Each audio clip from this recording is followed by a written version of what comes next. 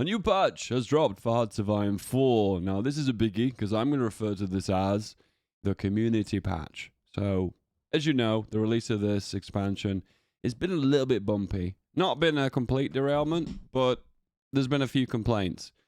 And with this, they've implemented, hopefully, some changes to fix the issues the community is having. And we have lots of balance changes here, gameplay ones, and of course, a massive amount of bug fixes, but we don't really care about those. We care about these two top sections, balance and gameplay. Let's see if these changes that the community wanted have actually been implemented. And I'm currently on the new patch right now. So the first thing I noticed was it said they adjusted the surrender limit bonuses for Kai Shek and Wang Jingwei can receive through Chinese focus tree. Now, I'm going to lie to you guys. I'm doing this on the fly. There's not been a lot of homework done with this. I don't know what the previous numbers were. Can you see this? Plus surrender limit plus 5%. Plus the minimum surrender limit is plus 10%. My guess with this is now China won't cap nowhere near as easily when you snake through the entirety of the country. I will be testing that later though. But by the looks of things now, you might have to push into this area. And you might have to push into this area because this nation gets annexed by China when you're at war with Japan. So you're probably going to have to take this city, maybe this one, definitely that one, and maybe this one too, before China will actually fully cap. You know what, guys? I'll be honest with you. Ignoring history for a second, it would be a lot better if China just didn't cap until all of its land was lost. Hey, that's my personal take. I know it's a bit frustrating if you play against Japan, but the truth behind it is, at the moment, Japan is taking out China way too quickly. Reduce the time cost for Japanese focus of military ministers' attaché system to 35 days, adjusting the AI strategy plan to take into this account. So the ministers, let me have a look what this focus is, because this one doesn't ring a bell for me. But I'll fair with you, when I play Hoi 4, I play a little bit on autopilot, and I don't really think too much about it. Okay, so this is the one that gives you a big stability boost, and it's been decreased from 70 days to 35 days, which is really good. Stability is a big issue with Japan early on. I wonder why they've chose to do that one now. Maybe because it helps your progression down to these focuses. Maybe it's just the pacing of the focus tree overall. Adjust the AI strategy plans to take that into account. Okay. Philippines. Subject, surrender branch, rebalance, decreased resistance targets. I'll be honest with you, I've not played the Philippines yet. And I'll be honest with you, it's not really on my radar either. Maybe I'll come to it if there's a funny meme with it. Japan receives a slight malus to the mastery gain from the surprise invasion modifier. Added the densely populated rural area modifier to a few of Japanese states in China. I don't know why I said Japanese traits, it's Chinese traits. Anyway, surprise invader. I'm not even aware of this trait even exists. But this must be some kind of bonus for Japan invading China. Unlocks decisions to launch offensives that give temporary bonuses in Chinese states. Oh, it's the regional ones. It kind of works like the Spanish Civil War. I am aware of this one. I'm going to be honest with you. I never really took advantage of it because I felt like the political power and command power could have been spent elsewhere.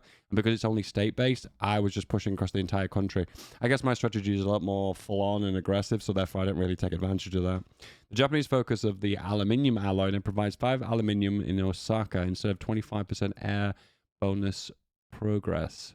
It's the secret weapons, isn't it? Develop a new fighters now gives a slightly bigger bonus to air breakthrough and ahead of time bonus penalty for light planes. Okay, interesting. Instead of something that's kind of useless, which is this. To be fair with you, only when you're going for a certain strategy that these breakthrough bonuses are actually worthwhile, but aluminium is very useful for Japan. For some reason, East Asia is really lacking in aluminium. I think the one exception is Malaysia. No, there's actually not a lot of it there either. No, I'll be honest with you. The entirety of the east side of the world is severely lacking in aluminium. Yeah. It's well known that because you have to do prospecting for resources and develop that base. And that's why the air in that area of the world tends to suffer a little bit. But it's well known that, and it's not an actual issue. It's kind of game design. It's helping, I guess, contain Japan, I suppose you could say that. Anyway, change the military infrastructure, faction goal requirements to be more lenient, increase the indifference to threat, align country limit to be more lenient, decrease... See, this is an issue. These are the missions for the factions that I've not been paying much attention to because I felt like the requirements are too high and the bonuses are too little, so I'm kind of just ignoring them. And probably the community felt that too. Drastically reduced the manpower requirement for the Red Tide goal and increased the reward. I'm not sure what that is. Added more subject countries to the Eastern European security goal. Added a faction goal for 1 goal Germany. Reduced the requirement, increased the reward for the build up Guam goal. Okay, some of these aren't really jumping out at me, so I'm going to go through these really quickly. Decreased the increased rewards for the contained control of the Chinese coastline goal. Increased the rewards for throughout the invaders goal. Okay. I'm going to be totally honest with you guys. These aren't massively jumping out to me as game changers. The focus shifting the balance for the democratic China is now an alternative requirement, and ideologically unavailable advisors are hidden when going down that path. Makes sense? Champion Liberty now grants a research slot. Added 15 tungsten to the Fung region. Is this in Japan or is this in China? And it is in China. We've had some tungsten added. Interesting. That just changed the game a little bit for China, though. That allows artillery to be more of an option early game. Interesting. A Chosen Right faction manifest now gives 10% core defense the lower the manifest is. Oh, that is a really good change. So usually when you have more manifests for your faction, you gain bonuses. In this case, by going in the opposite direction, by the faction falling apart, you gain extra core defense. So what's trying to happen is they're trying to slow down how quickly the Japanese AI knock out China, and that's just one of the things they've implemented. Lowering the starting malice of the Chinese national focus at insufficient economy from 40 to 35%. That's actually a good change. My suggestion to the devs was not only reducing, well, no, actually not reducing that. That wasn't my suggestion. I kind of liked it being high, actually. On second, where is it? It's here. Every 60 days. Oh, so they haven't changed that. My advice was to reduce that amount of time from 60 days maybe down to 30 days, but they've not touched that. So instead they've gone for a different approach. They've just reduced the base amount. Interesting. So going to take a very long time to fix, but now it's slightly less painful. But my goodness, such a smallest of difference of pain.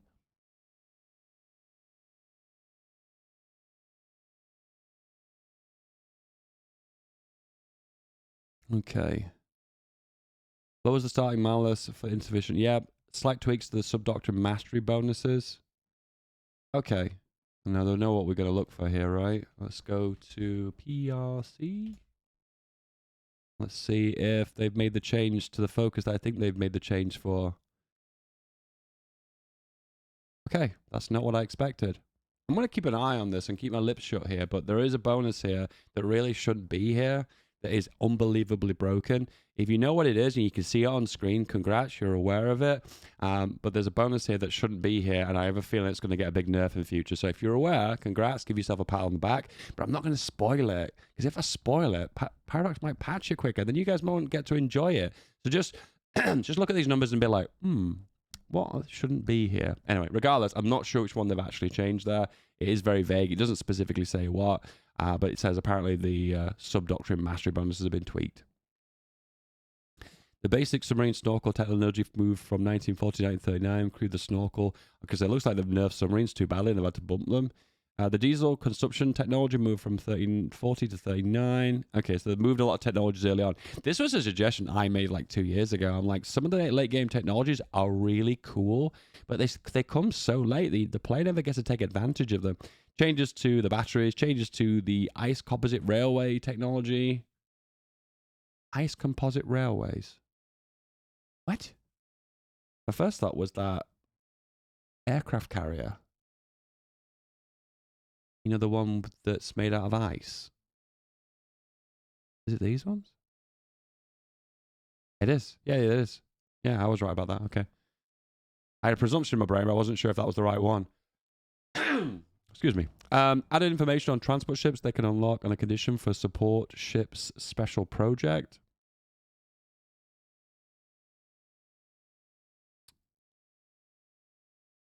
I'm always confused by why. Hang on. Added information on transport ships that can unlock the condition of support ship special project. So transport ships here unlocks support ships.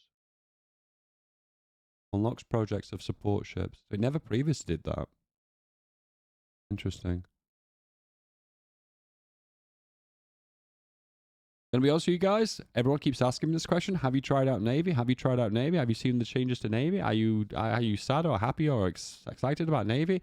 And I've not really touched Navy, so I don't really know. Do I even know what support ships even do? I don't know. No, but one day I will probably play a Germany run where I'll try and defeat the Royal Navy, as I always do, and I'll try and take advantage of the new mechanics, and I'll let you guys know how I feel about them, basically. The Philippines dictator MacArthur will stay in Philippines in the case of war with the USA. Oh, that's really interesting. So if you went to war USA as Philippines with MacArthur running it, he'd leave, but now he stays there permanently. That's really interesting. MacArthur's become the new Mr. H, hasn't he? He's appearing in all countries. Move the location to a more accurate real life. Added one level fort to that region. I don't even know where this is.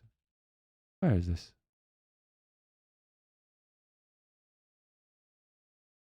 Apparently,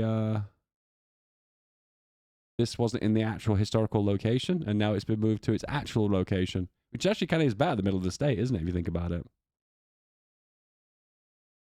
Okay. There's a few tweaks to the bugs and whatnot, but one other thing I wanted to mention that's probably the biggest thing of them all, let me go to Germany and have a look at it on Germany. They've added a new button. So there's a big controversy in the community in Hoi4 MP because there was a bug that the community took advantage of for a very, very, very long time. I'll show you how the bug worked and how the players took advantage of it. So the idea is whenever you make a front line, this is a field marshal front line, if I can pause here, all the divisions will try and get onto that front line when they're assigned onto it. If they're not assigned onto it, they'll just stay where they are. But they will only gain planning bonus. Where's my planning bonus? It's there. If they're on the front line of that order they've been given. So when they're not away from it, they don't gain it. But my MP guys don't like their divisions to auto move like this. They want to micro them individually themselves. So what they did is a little trick. They've been taking advantage of this for over a year now, maybe even 2 actually, is they would make a field marshal front line. Yep. With an order, and you can see they're getting planning bonus. But there's a downside to this. Look, they're auto-moving. MP guys don't like them auto-moving, okay? They want them to move every division manually. They'll play it on 2 or 3 speed, and they'll move everything super slow. So to get around that, what they would do is give them an area defense order in a random location. Usually it'd be Switzerland because it's neutral. And now, because they're on the front line, they still gain planning bonus because there's a planning bonus order here. But they can't go to here, so that means they'll never move. So that way the MP guys can have the full freedom to move in their divisions. Well, this bug has been patched. See, the planning bonus is now decaying and going down to 0. That has now been patched. I think I tried this in one video. I'm not a big fan of doing too much micro. I love battle planning. Battle planning excites me, okay? Let me do things I enjoy, okay? But anyway, regardless of that this has been patched, so this doesn't work anymore.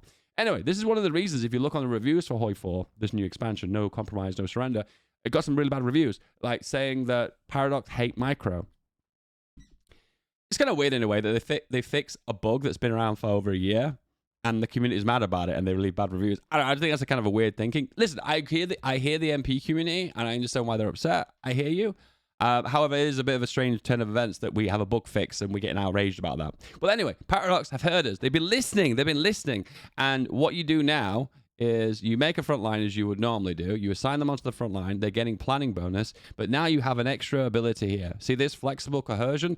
I'll be honest with you, they introduced this and I barely bloody used it. And the reason why I don't use that much, because if you set rigid coercion, it's awesome because it means the divisions don't wiggle too much on the front line, which was an issue a long time ago before they tweaked the AI. And I don't think it seems to be a biggest problem anymore. Normally balanced, flexible is usually the best one.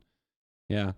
What this basically means is that this division here won't just suddenly decide to move to here, all this distance all the way along, and spend forever shuffling. That's just basically the answer. And basically balanced means they do it less, and basically rigid means they're very unlikely to move. But the downside of rigid is it means that there might be gaps in the front line, which the AI always take advantage of. They're like, oh, front line gap, I'm just going to walk into that, which is annoying in single player. Not so much multiplayer though. Anyway, we have a new button here. Immobile divisions will never relocate. What does this mean? It means we can gain planning bonus, but there is a 50% penalty to how quickly you gain planning bonus. So Paradox have meters in the middle here. They've said, yes, we'll allow you to gain planning bonus. Let's declare war.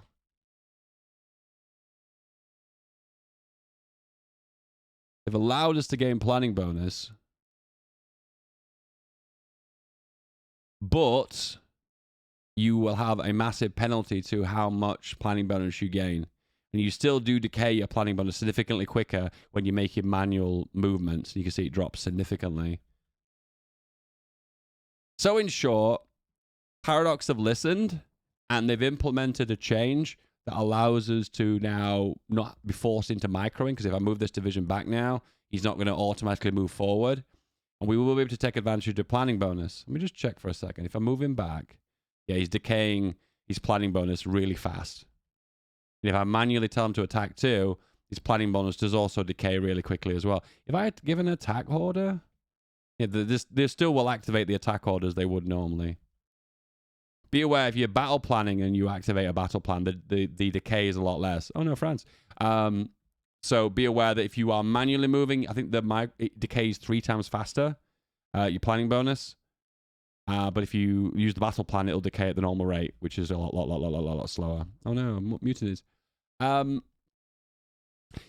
is also an extra thing too. You're probably thinking, hang on a minute. So they've meters in the middle here. They've allowed us to have an immobile as an option, which is fantastic. They've listened to the MP community, but they've nerfed the amount of planning bonus you can actually gain by half. Well, get this. That number is now moddable. That number, see that 050? Immobile coercion, 0.5. So that is moddable. So if the multiplayer community did decide, we just type immobile. Immobile? No, it's not even in here. Maybe it was in the last patch. I think it was in the last patch. It would be necessarily under modding, wouldn't it? Yeah. Doesn't appear to be here. It was in the last patch. They added this, not this one. It was one of the smaller hotfixes. This is one of the bigger patches. But regardless of that, but what they've said is now that can be moddable. You can set that number higher if you wanted to. You can set that number lower if you wanted to. But now planning is possible. Micro is a thing. And now you can take advantage of micro and have troops on the front line. Hallelujah! That's fixed the problem. Has it fixed all the other problems you've had with this DLC? Please let me know in the comments below if there is an issue with this new expansion that you're still not happy with, and we'll look into it. Apart from that, though... Oh, by the way, I don't work for Paradox. I'm not associated with Paradox, but I will make suggestions to Paradox if I think there's a feature that needs to be tweaked or modified. Speaking of a change that I did suggest that Lend-Lease should have an ability to send them all in one go. So if you hold shift now, it sends the whole lot. So look, if you click one click, adds 1 to the menu. If you shift click, it adds the whole lot. That was one of my personal suggestions I meant to Paradox. Are you happy about that? Am I improving the community? I don't know. This is a really good thing for me, because in the situation where you've got lots of gear, like old tanks or old planes, you could just send it in mass now by holding shift and like boom, off it goes. For me, that's brilliant. I did make a suggestion as well for the international market to have the option to do that as well. Yeah, it's still not been implemented. That'd be a really good change, right? Because it's just frustrating. You click on this, then you gotta click all, and then you gotta add. And then when you add a bunch of things, you have to go I don't know. I just feel like it's excessive clicking. And once again, I don't think the international market is one of the more popular features in the game. And one of the reasons why I don't think it's one of the popular features is it's just not very user-friendly. This is really cool. This filter for everything. That's amazing. But once again, we just need filters. We just need filters for shift and clicking here. Does anyone think this is a good change? Anyway, that was my suggestion anyway. Anyway, patch success, patch failure. Are you happier, less happy? Let me know in the comments. Apart from that, bye-bye.